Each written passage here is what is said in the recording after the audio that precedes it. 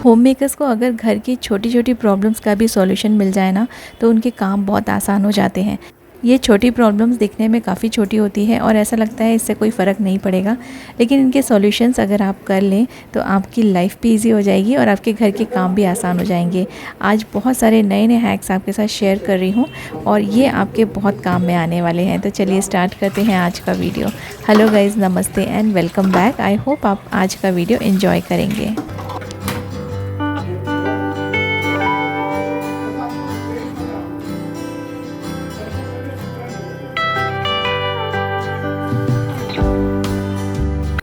हमारा फ्रिज भी किचन का एक बहुत बड़ा पार्ट है जिसको हम लोग डेली यूज़ करते हैं। तो कभी कभी ऐसा भी होता है कि हम लोग एग्स काफ़ी टाइम से रखे रहते हैं और वो एग जो है ना इस रैक में चिपक जाते हैं। कभी कभी क्रैक भी हो जाते हैं जिससे फ्रिज का जो डोर है वो बहुत गंदा हो जाता है। और एग को क्लीन करना ना बहुत ज़्यादा टाइम कंज्यूमिंग है और टाइम भी लगता है, मेहनत भी बहुत ज़्यादा लगती है।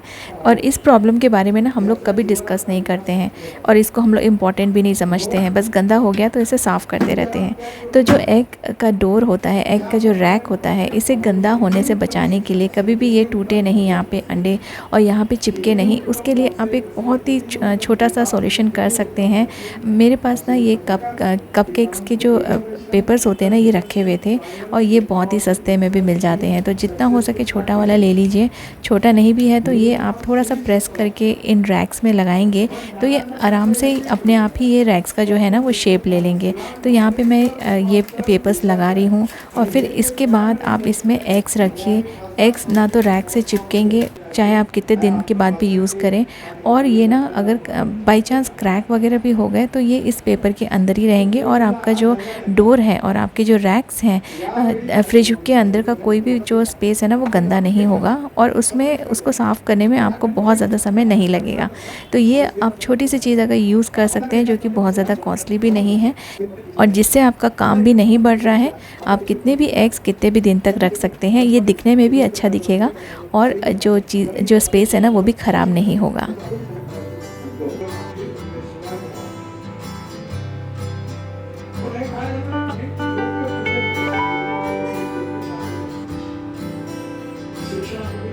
फ्रिज को क्लीन करते समय एक बहुत बड़ी प्रॉब्लम हो सकती है जो मे बी पॉसिबल है कि आपने अभी तक फेस नहीं की होगी, लेकिन ये कई बार होती है बहुत लोगों के साथ। तो जब भी हम लोग इसके रैक्स निकालते हैं जो कि ग्लास के बने हुए रहते हैं और इनको हम लोग फ्रिज से निकालते हैं और निकालते से ही इन्हें ना हम लोग पानी डाल के क्लीन करने लगते हैं। तो इसका जो टेम्परेचर होता है, जैसे ही आपने ग्लास को बाहर निकाला, इसका जो रैक है उसको बाहर निकालेंगे ना तो इसका ये बहुत ज़्यादा ठंडा रहता है। और बिल्कुल ठंडे ठंडे ग्लास में अगर आपने नॉर्मल पानी या थोड़ा जो नल का पानी डाल दिया तो हो सकता है कि ये क्रैक हो जाए या कभी कभी ये ब्रेक भी हो जाते हैं, क्योंकि एकदम सडन जो टेम्परेचर चेंज होता है ना उसकी वजह से जो ग्लास है वो क्रैक हो जाता है, कभी कभी ब्रेक भी हो जाता है। तो इसको आप थोड़ी देर के लिए बाहर रख दीजिए जब तक ये नॉर्मल टेम्परेचर में ना आ जाए। तब तक आप अपनी कोई दूसरी चीज़ें वॉश कर सकते हैं जो भी आपने सिंक में रखा हुआ है, या कुछ और काम कर सकते हैं। इसे 5 से 10 मिनट के लिए आप बाहर निकाल के रख दीजिए जिससे कि इसका जो टेम्परेचर है वो नॉर्मल हो जाएगा और फिर आप इसे नॉर्मल तरीके से नॉर्मल पानी से वॉश कर सकते हैं। तो जब तक ये नॉर्मल टेम्परेचर में आ जाता है तब तक यहाँ पे रखा हुआ जो मेरा मसाले का बॉक्स है जिसको मैंने आज वॉश करने के लिए निकाला था उसे मैं क्लीन कर रही हूँ। तब तक जो ये रैक है ना ये भी नॉर्मल हो जाएगा और फिर इसको मैं इजीली वॉश कर पाऊँगी। इससे ये ब्रेक होने का डर नहीं रहेगा और ना ही इसमें क्रैक्स आएंगे। इससे हमारे फ्रिज का बहुत सारा नुकसान होने से बच जाता है, क्योंकि बहुत बार ये सारी चीज़ें हम लोग ध्यान नहीं देते हैं और एक्सीडेंटली कभी भी अचानक से हमारे साथ ऐसा हो जाता है। तो मैंने ना एक वीडियो में देखा था कि बिल्कुल फ्रिज से निकालते से ही ग्लास को वॉश किया और वो ग्लास ना सडनली एकदम से ब्रेक हो गया। तो इस चीज़ से बचने के लिए आप उसे बस 5 से 10 मिनट के लिए बाहर निकाल के रख दीजिए। इसमें आपका बहुत ज़्यादा टाइम भी वेस्ट नहीं होगा, तब तक आप अपने कोई दूसरे काम कर सकते हैं।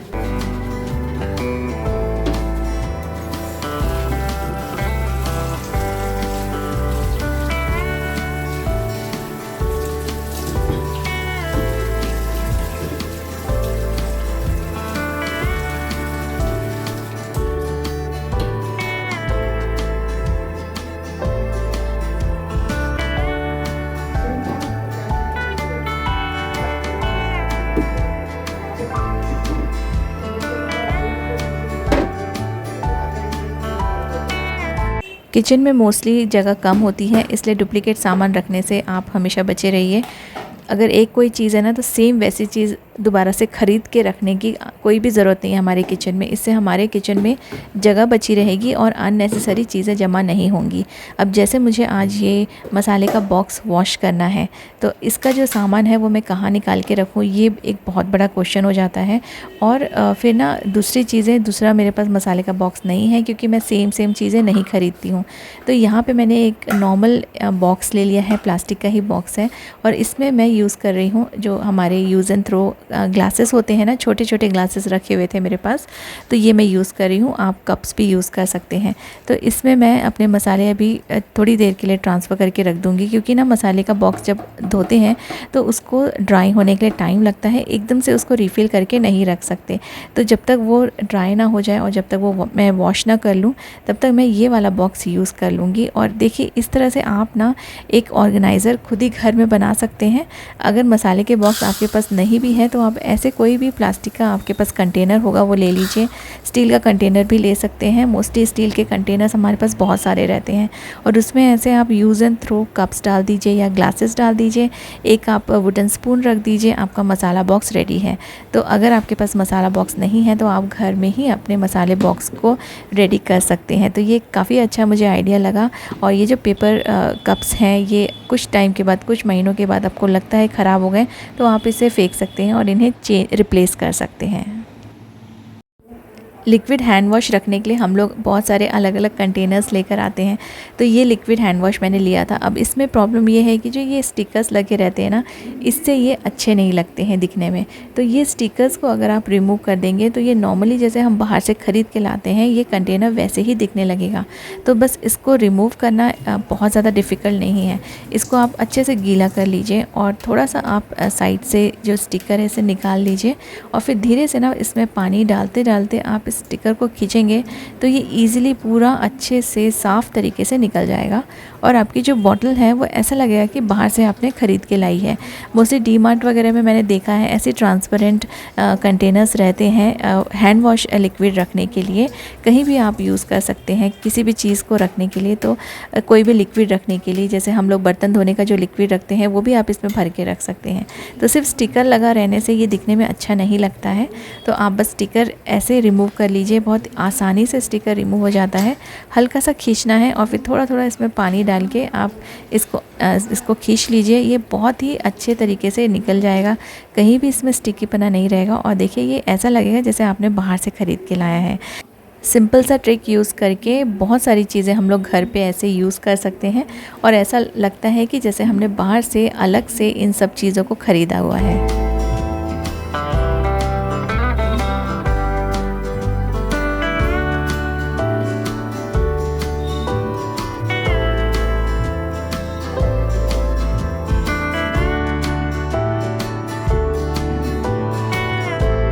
नॉर्मली हमारे जो शैम्पूज़ होते हैं वो इस तरह के कंटेनर में आते हैं, और ऐसे में रिमूव करना भी इजी रहता है जब भी हम लोग अपने हेयर वॉश करते हैं। लेकिन ना वॉश करने के बाद, इसे यूज़ करने के बाद, इसका जो थोड़ा बहुत यहाँ से जो शैम्पू लगा हुआ है ना, वो ड्राई हो जाता है। फिर जो दोबारा है ना, निकलने में थोड़ा सा प्रॉब्लम होता है। तो जब भी आप शैम्पू यूज़ करते हैं या कोई भी लिक्विड सोप यूज़ करते हैं, जब भी आप इसे रिमूव करते हैं ना, तो आप एक उंगली से इसे ऐसे क्लीन कर लीजिए। तो इसमें जितना भी एक्स्ट्रा बाहर की तरफ जो शैम्पू या सोप लगा हुआ रहेगा, वो पूरा रिमूव हो जाएगा, और ये ड्राई नहीं होगा, और नेक्स्ट टाइम भी निकालने में इजी रहेगा। और सिर्फ ड्राई होने की ही बात नहीं है, ये ना दिखने में भी अच्छा नहीं लगता है। तो बस जब भी आप इसको यूज़ करते हैं, आप एक फिंगर से इसे अच्छे से क्लीन कर लीजिए। ये अंदर का जो है ना, वो भी इसमें से निकल जाएगा और ये क्लीन हो जाएगा। तो जितने भी आप हैंड वॉश या फेस वॉश यूज़ करते हैं इस तरह के बॉटल्स में, उनको आप ऐसे यूज़ कर सकते हैं।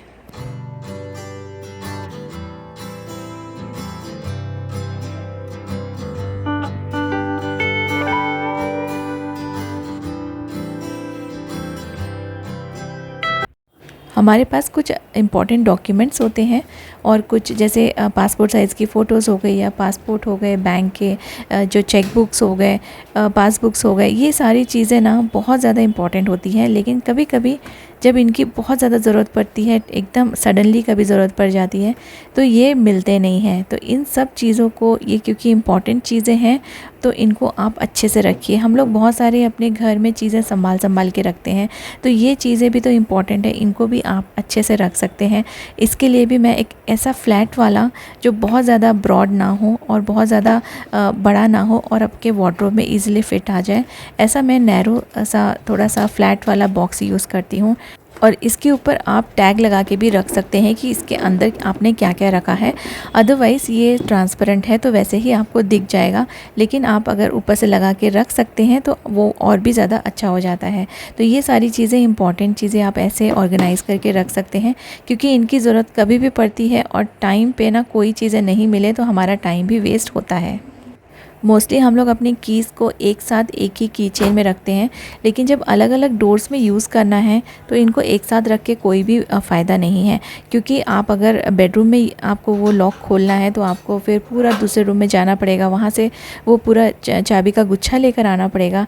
इससे बेटर है कि जो भी दरवाज़े की कीज़ है ना, उसको आप उसके पीछे ही हैंग करके रखिए। जैसे बालकनी के डोर्स को लॉक करना पड़ता है, तो इसकी जो कीज़ है आप उसी डोर के पीछे एक छोटा सा हुक लगा दीजिए। एडिसिव हुक्स तो बहुत सारे आते हैं, एक अच्छा वाला एडिसिव हुक लगा दीजिए और उस चाबी को ना उस डोर के पीछे ही रखिए, तो आपको इजी पड़ेगा और आपको ना दूसरे रूम में भागने की ज़रूरत नहीं पड़ेगी। सामने के सामने आपको चीज़ें मिल जाएंगी। आज का वीडियो एंजॉय करने के साथ साथ अगर ये हैक्स आपके काम में आएंगे तो मुझे बहुत अच्छा लगेगा। Thank you so much for watching.